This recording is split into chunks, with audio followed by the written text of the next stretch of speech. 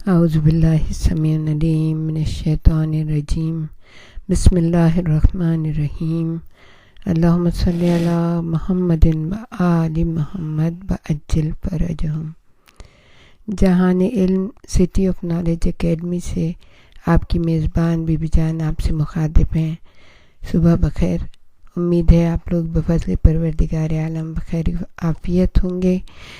رمضان المبارک کی تقریباً آمد ہی ہے۔ کینیڈا میں تو سیٹرڈے سے شروع ہو رہا ہے، باقی جگہوں پہ مختلف دنوں میں ہے، تو ہم انشاءاللہ آپ کے سامنے دعائیں پیش کرتے رہیں گے جو صحیفہ سجادیہ سے ہم جس کا ترجمہ آپ کے سامنے پیش کر رہے ہیں۔ یہ امام کی دعاؤں کی کتاب ہے، مولانا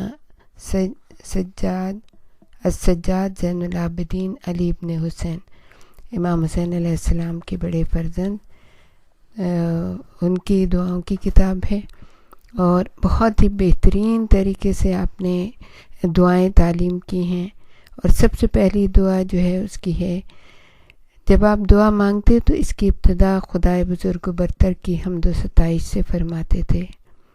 چنانچہ اس سلسلے میں فرماتے، الحمدللہ رب العالمین، الصلاۃ والسلام علی اشرف الانبیاء والمرسلین، خاتم النبیین ابی القاسم محمد وعلی آلہ الطیبین الطاہرین، اللہم صلی علی محمد و آل محمد۔ سب تعریف اس اللہ کے لیے ہے جو ایسا اول ہے جس کے پہلے کوئی اول نہ تھا، اور ایسا آخر ہے جس کے بعد کوئی آخر نہ ہوگا۔ وہ اللہ جس کے دیکھنے سے دیکھنے والوں کی آنکھیں عاجز ہیں، اور جس کی توصیف و ثنا سے وصف بیان کرنے والوں کی عقلیں قاصر ہیں۔ اس نے کائنات کو اپنی قدرت سے پیدا کیا اور اپنی منشائے ازلی سے جیسا چاہا انہیں ایجاد کیا، پھر انہیں اپنے ارادے کے راستے پر چلایا اور اپنی محبت کی راہ پر ابھارا۔ جن حدود کی طرف انہیں آگے بڑھایا، ان سے پیچھے رہنا، اور جن سے پیچھے رکھا، ان سے آگے بڑھنا ان کے قبضہ و اختیار سے باہر ہے۔ اسی نے ہر ذی روح کے لیے اپنے پیدا کردہ رزق میں معین اور معلوم روزی مقرر کر دی ہے۔ جس سے زیادہ دیا ہے اسے کوئی گھٹانے والا نہیں، اور جسے کم دیا ہے اسے کوئی بڑھانے والا نہیں۔ پھر یہ کہ اسی نے اس کی زندگی کا ایک وقت مقرر کر دیا اور ایک معینہ مدت اس کے لیے ٹھہرا دی، جس مدت کی طرف وہ اپنی زندگی کے دنوں میں بڑھتا اور اپنے زمانہ عزیز کے سالوں سے اس کے نزدیک ہوتا چلا جاتا ہے، یہاں تک کہ جب زندگی ان کی انتہا کو پہنچ جاتا ہے اور اپنی عمر کا حساب پورا کر لیتا ہے، تو اللہ اسے اپنے ثواب بے پایاں تک جس کی طرف اسے بلایا تھا، یا خوفناک عذاب کی جانب جسے بیان کر دیا تھا، قبض روح کے بعد پہنچا دیتا ہے، تاکہ اپنے عدل کی بنا پر بروں کو ان کی بدعمالیوں کی سزا اور نیکوکاروں کو اچھا بدلہ دے۔ اس کے نام پاکیزہ ہیں، اس کی نعمتوں کا سلسلہ لگاتار ہے۔ وہ جو کرتا ہے اس کی پوچھ گچھ اس سے نہیں ہو سکتی، اور لوگوں سے بہرحال پوچھ گچھ ہوگی۔ تمام تعریف اس اللہ کے لیے ہے کہ اگر وہ اپنے بندوں کو حمد و شکر کی معرفت سے محروم رکھتا، ان پہ عطیوں پر جو اس نے دیے ہیں، اور ان پہ نعمتوں پر جو اس نے فراوانی سے بخشی ہیں، تو وہ اس کی نعمتوں میں تصرف تو کرتے مگر اس کی حمد نہ کرتے، اور اس کے رزق میں فارق البالی سے بسر تو کرتے مگر اس کا شکر بجا نہ لاتے، اور ایسے ہوتے تو انسانیت کی سرحدوں سے نکل کر جانوروں کی حد میں آ جاتے، اور اس توصیف کے مصداق ہوتے جو اس نے اپنی محکم کتاب میں کی ہے کہ وہ تو بس چوپایوں کی مانند ہیں، بلکہ اس سے بھی زیادہ راہ راست سے بھٹکے ہوئے ہیں۔ تمام تعریف اللہ کے لیے ہے کہ اس نے اپنی ذات کو ہمیں پہچانوایا اور حمد و شکر کا طریقہ سمجھایا، اور اپنی پروردگاری پر علم و اطلاع کے دروازے ہمارے لیے کھول دیے، اور توحید میں اخلاص کی طرف ہماری رہنمائی کی، اور اپنے معاملے میں شرک و کجروی سے ہمیں بچایا۔ ایسی حمد کہ جس کے ذریعے ہم اس کی مخلوقات میں سے ہم گزاروں میں زندگی بسر کریں اور اس کی خوشنودی اور بخشش کی طرف بڑھنے والوں سے سبقت لے جائیں۔ ایسی حمد کہ جس کی بدولت ہمارے لیے برزخ کی تاریکیاں چھٹ جائیں اور جو ہمارے لیے قیامت کی راہوں کو آسان کر دے اور حشر کے مجمع عام میں ہماری قدر و منزلت کو بلند کر دے، جس دن ہر ایک کو اس کے کیے کا بدلہ دیا جائے گا اور کسی پر کسی طرح کا ظلم نہ ہوگا، جس دن کوئی دوست کسی دوست کے کچھ کام نہ آئے گا اور نہ ان کی مدد کی جائے گی۔ ایسی ہم جو ایک لکھی ہوئی کتاب میں ہے، جس کے مقرر فرشتے نگہبانی کرتے ہیں، ہماری طرف سے بہشت بری کی بلند ترین درجات تک بلند ہو۔ ایسی ہم جس سے ہماری آنکھوں میں ٹھنڈک آئے، جبکہ تمام آنکھیں حیرت و دہشت سے پھٹی کی پھٹی رہ جائیں گی اور ہمارے چہرے روشن و درخشاں ہوں، جبکہ تمام چہرے سیاہ ہوں گے۔ ایسی ہم جس کے ذریعے ہم اللہ کی بھڑکائی ہوئی اذیت دہ آگ سے آزادی پا کر اس کے جوار رحمت میں آ جائیں۔ الہی آمین۔ ایسی ہم جس کے ذریعے ہم اس کے مقرب فرشتوں کے ساتھ شانہ بشانہ بڑھتے ہوئے ٹکرائیں اور اس منزل جاوید و مقام عزت و رفت میں جسے زوال نہیں ہے، اس کے فرستادہ پیغمبروں کے ساتھ یکجا ہو جائیں۔ تمام تعریف اس اللہ کے لیے ہے جس نے خلقت و آفرینش کی تمام خوبیاں ہمارے لیے منتخب کیں اور پاکیزہ رزق کا سلسلہ ہمارے لیے جاری کیا اور ہمیں غلبہ و تسلط دے کر تمام مخلوقات پر برتری عطا کی، چنانچہ تمام کائنات اس کی قدرت سے ہمارے زیر فرمان اور اس کی قوت و سربلندی کی بدولت ہماری اطاعت پر آمادہ ہے۔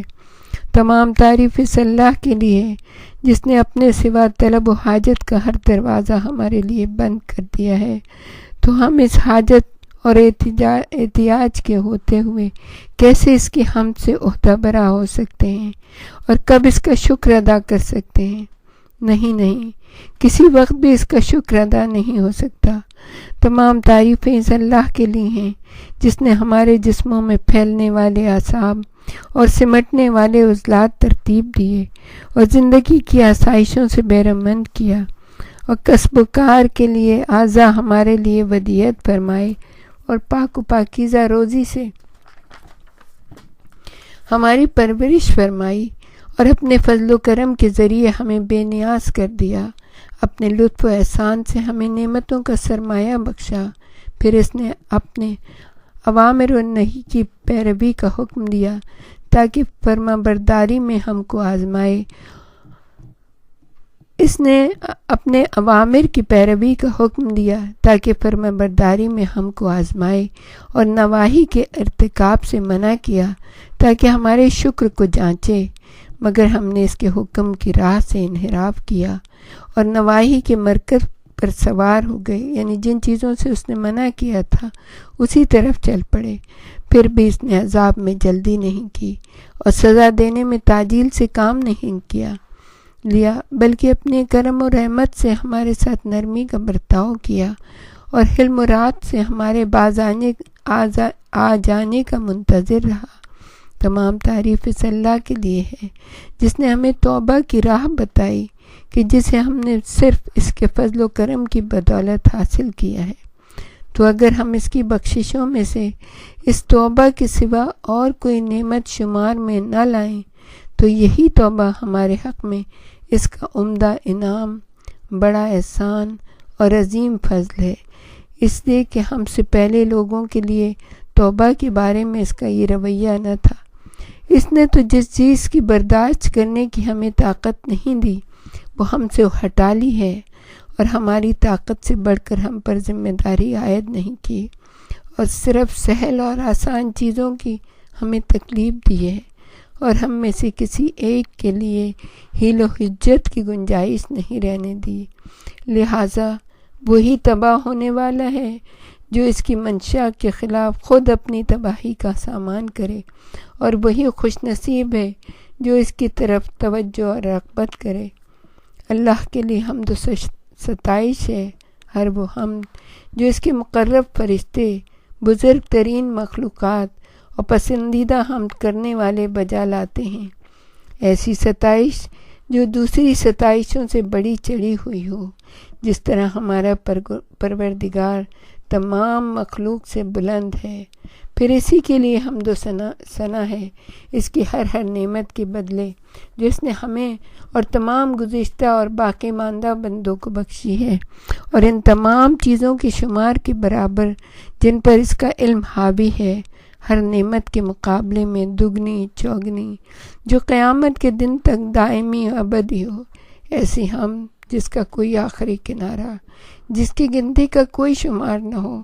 جس کی حد و نہایت دسترس سے باہر اور جس کی مدت ختم ہونے والی نہ ہو، ایسی ہم جو اس کی اطاعت و بخشش کا وسیلہ، اس کی رضامندی کا سبب، اس کی مغفرت کا ذریعہ، جنت کا راستہ، اس کے عذاب سے پناہ، اس کی غضب سے امان، اس کی اطاعت میں معین، اس کی معصیت سے مانے اور اس کے حقوق و واجبات کی ادائیگی میں مددگار ثابت ہو، ایسی ہم جس کے ذریعے ہم اس کے خوش نصیب دوستوں میں شامل ہو کر خوش نصیب قرار پائیں اور ان شہیدوں کے زمرے میں شمار ہوں جو اس کے دشمنوں کی تلواروں سے شہید ہوئے۔ بے شک وہی مالک و مختار اور قابل ستائش ہے۔ الحمدللہ رب العالمین، والصلاة والسلام علی اشرف الانبیاء والمرسلین، خاتم النبیین ابی القاسم محمد وعلی آلہ الطیبین الطاہرین۔